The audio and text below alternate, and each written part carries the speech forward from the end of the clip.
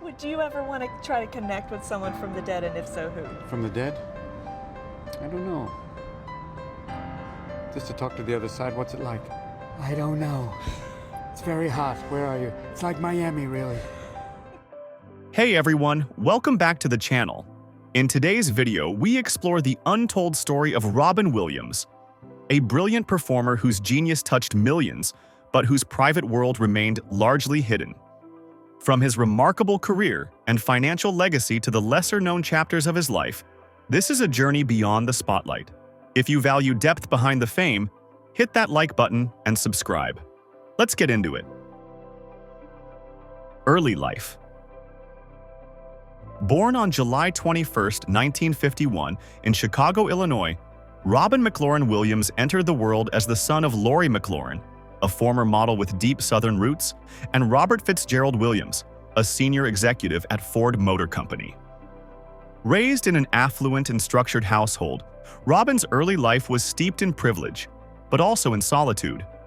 Despite the financial stability, emotional warmth was scarce. His parents were often away for work, and Robin spent much of his childhood alone in a large suburban mansion outside Detroit, with only his imagination and a growing collection of toy soldiers for company. Robin was a shy, introspective child who developed a rich inner world as a way to cope with his isolation. He created elaborate scenarios and voices for his toys, unknowingly rehearsing for the spontaneous brilliance that would define his comedic genius. While he had access to private schools and classical education, it was his loneliness that became the crucible for his creativity. He once recalled that he would do anything to make the housekeepers laugh, treating them as his first audience. Despite the expectations of his upper-middle-class background, Robin was never interested in following his father's path into the corporate world.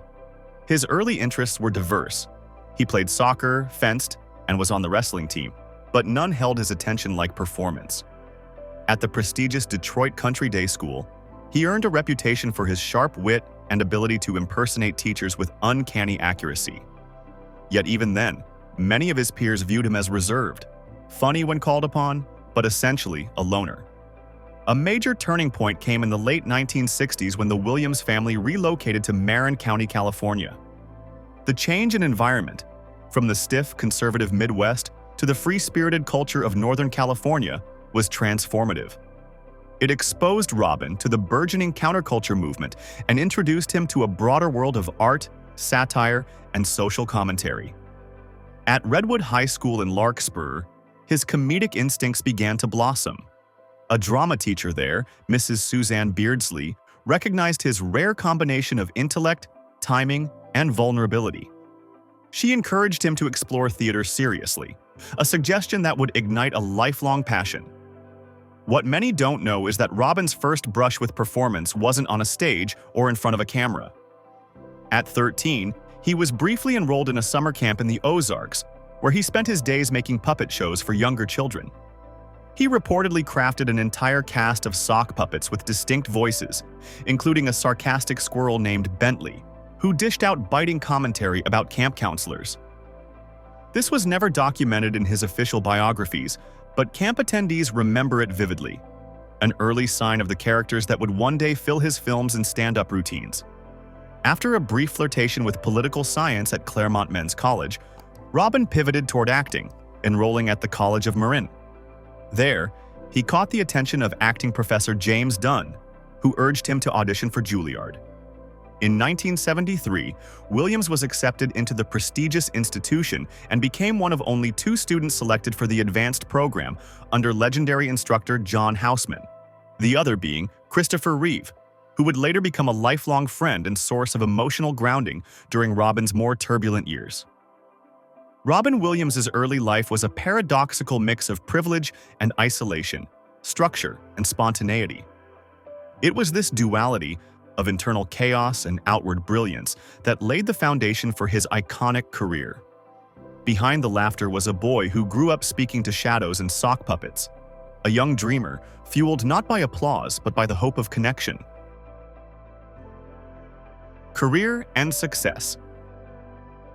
Robin Williams' early gift for mimicry and performance, nurtured in the solitude of his childhood, would soon blossom into a career that redefined comedy and acting for generations. After training at Juilliard alongside Christopher Reeve, Robin left the institution in 1976 at the suggestion of mentor John Houseman, who believed he was already beyond formal instruction. It wouldn't be long before the world caught up to his singular talent. His first taste of stardom came in 1978 with the role of the zany extraterrestrial Mork from Ork on the hit television show Mork and Mindy, a character he originated on Happy Days. What began as a one-off appearance turned into a cultural phenomenon. Williams' spontaneous improvisation, physical comedy, and lightning-fast mind made the show a success and catapulted him into the national spotlight. With his trademark rainbow suspenders and "Nanu Nanu" catchphrase, Robin introduced the world to a new kind of comedic energy, one that was raw, heartfelt, and uncannily intelligent. From there, Robin's career accelerated at a dizzying pace. He transitioned seamlessly into film, where he would go on to deliver a string of iconic performances that showcased not just his comedic brilliance but also a remarkable emotional depth. His early cinematic successes included Good Morning Vietnam, 1987, where he played an irreverent radio DJ, a role that earned him his first Academy Award nomination. The film's mix of humor and humanity became a hallmark of his style. This was followed by powerful turns in Dead Poets Society, 1989, Awakenings, 1990, and The Fisher King, 1991, further proving his range as a dramatic actor. Yet Robin never strayed far from his comedic roots. In 1993, he delivered one of his most beloved performances as the hilariously chaotic yet deeply tender Mrs. Doubtfire, a role that resonated with audiences worldwide and solidified his status as a household name. Throughout the 1990s, Robin struck a balance between family films and critically acclaimed dramas.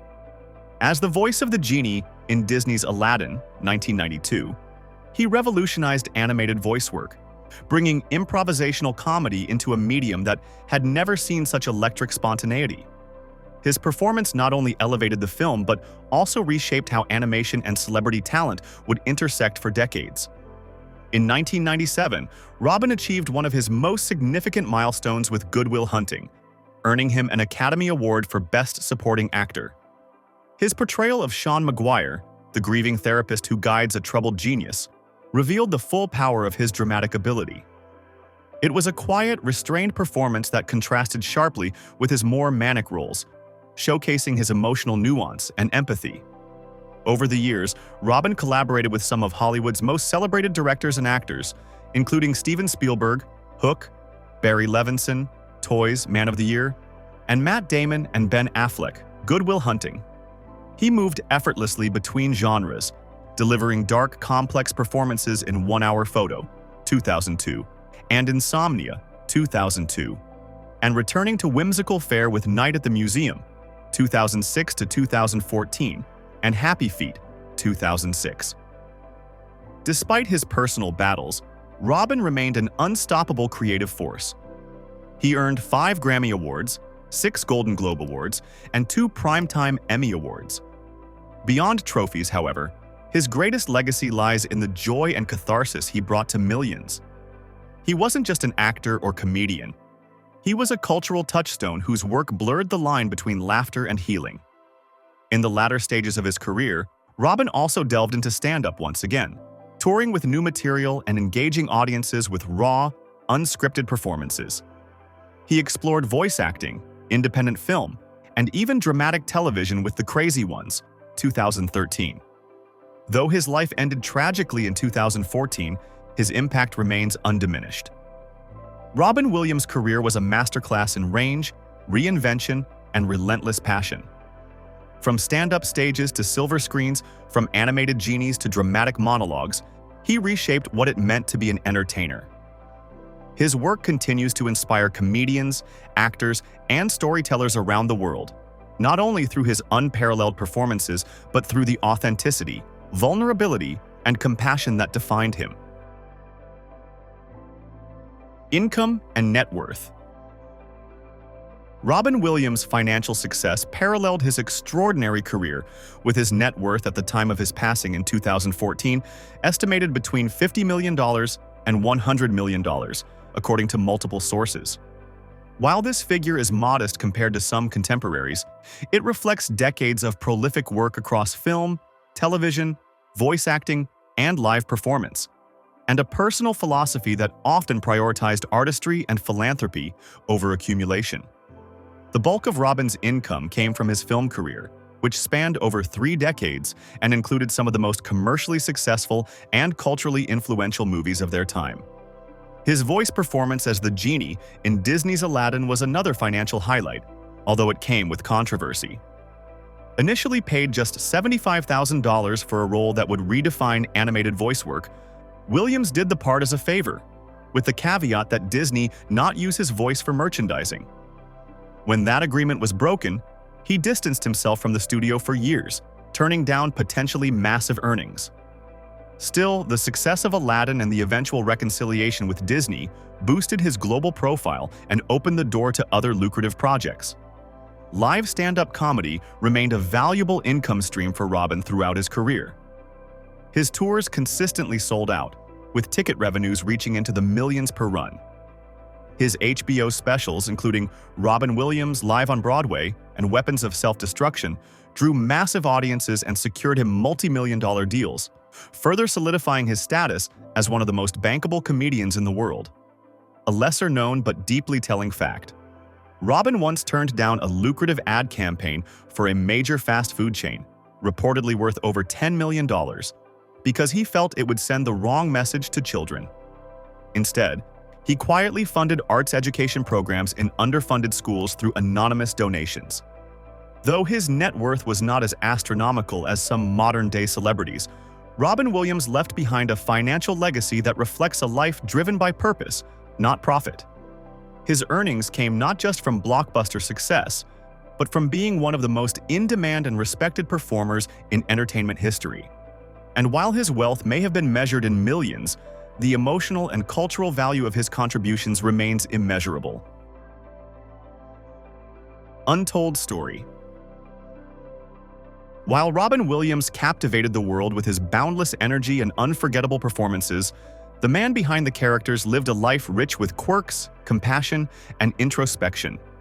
Beyond the movie sets and comedy stages, Robin led a deeply layered personal life, filled with unique passions, unexpected hobbies, and a profound dedication to helping others, a lifestyle that mirrored both his complexity and his heart. At the core of Robin's off-screen life was a love for cycling. Not just a casual pastime, cycling became his therapy, meditation, and passion rolled into one. Known to go on long rides through Marin County with a close-knit group of cycling enthusiasts, Robin would often ride in full gear, taking on the most challenging hills with quiet determination. He once joked that cycling was the only thing that could slow down his brain. His collection of custom-made and vintage bikes reportedly numbered over 85, and he often auctioned pieces from it to benefit charities, including the Challenged Athletes Foundation. A self-professed video game and anime fan, Robin also had an endearing geeky side. He named his daughter Zelda, after the famous Legend of Zelda video game series, a decision that sparked curiosity and admiration from fans. He loved immersing himself in fantasy and sci-fi, and could often be found tinkering with his home gaming setups or rewatching Neon Genesis Evangelion. These interests weren't just for fun, they were escapes, outlets for a mind that never truly rested. Robin also had a deep appreciation for the arts, particularly painting and classical music. His home was filled with original artwork, some created by himself, others by artists he quietly supported. Few know that Robin took watercolor classes under a pseudonym at a local community center in Sausalito, wanting to keep his identity separate from the creative process. He found peace in the silence of brushstrokes and once said painting helped him paint over the noise inside his head. A huge part of Robin's legacy lies in his philanthropic work. While he rarely sought attention for it, he donated millions to causes ranging from homelessness and education to veterans' mental health. One of his most visible contributions was his longtime involvement with Comic Relief USA, which raised over $50 million for homeless individuals. He also made numerous unannounced visits to hospitals and military bases, often showing up without press or entourage just to make people laugh. Those who met him during these visits described moments of genuine warmth where Robin would stay for hours simply to talk, or more often, listen. Robin's fashion sense was as eclectic as his personality. On stage or at red carpet events, he leaned toward casual black suits or layered jackets. But in everyday life, he favored comfortable flannels, denim, and quirky socks, sometimes adorned with cartoon characters or abstract patterns. He wore them not for attention, but for the quiet joy they gave him and those who noticed. It was one of many small details that revealed his lifelong commitment to finding lightness in the everyday. Yet, not all was joy behind the curtain. Robin faced well-documented battles with addiction and depression, struggles that intensified over the years. He bravely spoke about his experiences with alcohol and substance abuse in the 1980s and again in the early 2000s, using humor as a tool for transparency. In his final year, he was unknowingly battling Lewy body dementia, a neurodegenerative disease that affected his cognition and behavior, something that wasn't diagnosed until after his death. This unseen illness was a devastating twist to a life spent helping others navigate their own pain. Through these challenges, Robin never lost his essence. A man who gave more than he took, who sought connection over fame, and who valued honesty above all. One little-known fact: during the filming of Patch Adams, Robin personally paid for the medical bills of a real-life pediatric patient he met on set after hearing about the family's struggles between takes. He never spoke about it publicly. Robin Williams' lifestyle was a tapestry woven with empathy, curiosity, and a restless creative spirit. His interests were never driven by image, but by authentic passion, and his philanthropy wasn't for recognition, but for impact. The man behind the magic was vulnerable, generous, and profoundly human. It's this untold side of Robin that completes his legacy, revealing a soul as luminous as his laughter and far more enduring. Relationships and personal life. Just as Robin Williams' untold hobbies and generous heart painted a picture of a richly layered individual, his relationships, romantic, familial, and professional, offered a deeper look into the man behind the brilliance. Far from the lonely beginnings of his childhood, Robin's adult life was full of deeply felt connections, marked by love, friendship, vulnerability, and unwavering loyalty. Robin was married 3 times, each relationship reflecting a different chapter of his life. His first marriage, to Valerie Velarde in 1978, coincided with his meteoric rise on Mork and Mindy. Together, they had a son, Zachary "Zach" Williams, born in 1983. While the pressures of fame and Robin's early struggles with addiction contributed to the couple's divorce in 1988, they remained on good terms, co-parenting with mutual respect. Zach would go on to become a mental health advocate and entrepreneur, inspired in part by his father's public battles and private courage. Robin's second marriage, to Marcia Garces, was rooted in both love and creative partnership. Originally Zach's nanny, Marcia became a pivotal figure in Robin's personal and professional life. They married in 1989 and had 2 children together, Zelda Ray and Cody Allen. Marcia also co-produced several of Robin's films, including Patch Adams and Mrs. Doubtfire, blending their personal lives with shared creative ambition. Their marriage lasted until 2010, and, despite the eventual separation, Robin remained close to Marcia and devoted to their children. He often referred to fatherhood as his greatest role, cherishing the everyday joys of being present for his kids' milestones, games, and school events. His final marriage was to Susan Schneider, a graphic designer he wed in 2011. Susan stood by Robin during some of the most difficult years of his life, including his undiagnosed struggle with Lewy body dementia. Their time together was marked by quiet domestic life in Northern California, far from the red carpets and roaring crowds. Though brief, their bond was tender and grounding in a chapter where Robin sought peace and stability. Robin also held deep ties with his extended family and made deliberate efforts to maintain connection, despite the demands of Hollywood. He was especially close to his half-brother, Todd Williams, with whom he shared a fondness for mischief and motorcycles. Despite being worlds apart in profession, Todd was a winemaker, Robin often visited his brother's vineyard and found solace in the simplicity of their relationship. Beyond family, Robin's most profound connections often came through friendship. His bond with Christopher Reeve, forged during their time at Juilliard, was legendary. When Reeve suffered a spinal cord injury in 1995, Robin was one of the first to visit him in the hospital, donning a surgical gown and pretending to be a Russian proctologist. That moment, according to Reeve, was the first time he laughed after the accident. The friendship endured through decades, marked by empathy, loyalty, and support on both sides. Robin also cultivated meaningful relationships with fellow comedians and actors, from Billy Crystal and Whoopi Goldberg, his comic relief partners, to Steve Martin, Bobcat Goldthwait, and Nathan Lane. These friendships were often built on shared experiences and mutual admiration. But more importantly, they were spaces where Robin could let his guard down. His colleagues regularly spoke of his kindness, generosity, and the unique way he made everyone feel like the most important person in the room. Despite the fame and fanfare, Robin valued sincerity over status, humor over ego. He was known to stay in touch with crew members, makeup artists, and even former neighbors, sending handwritten notes or surprise phone calls just to check in. One little-known story reveals that Robin continued to send birthday cards to the children of his former stand-in for nearly 2 decades, long after the man retired. It was gestures like these that defined his truest self. Robin Williams' relationships reflect the full spectrum of his personality: loving father, loyal friend, humble collaborator, and devoted partner. His bonds, rooted in empathy, humor, and depth, were the emotional architecture of a life lived fully and generously. In a world that often demanded he be on, Robin's relationships gave him permission to simply be. And in those quiet, human moments, the magic was just as real.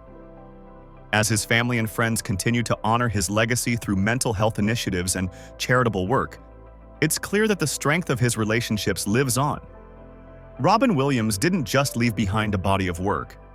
He left behind a constellation of people touched by his warmth, changed by his presence, and united by the love he gave so freely. Real estate. Following the deeply personal story of Robin Williams' relationships, his real estate holdings reveal yet another side of the beloved entertainer. One defined not by extravagance, but by comfort, nature, and creative refuge.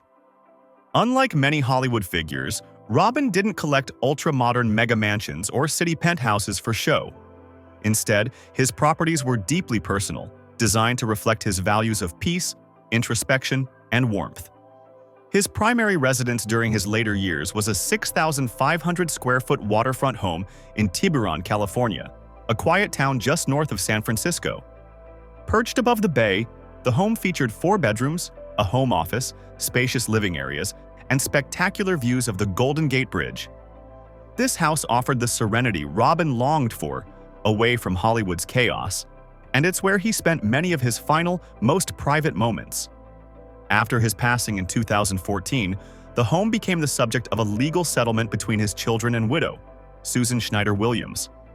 Ultimately, it was listed for $7.25 million and sold in 2020 for approximately $5.35 million.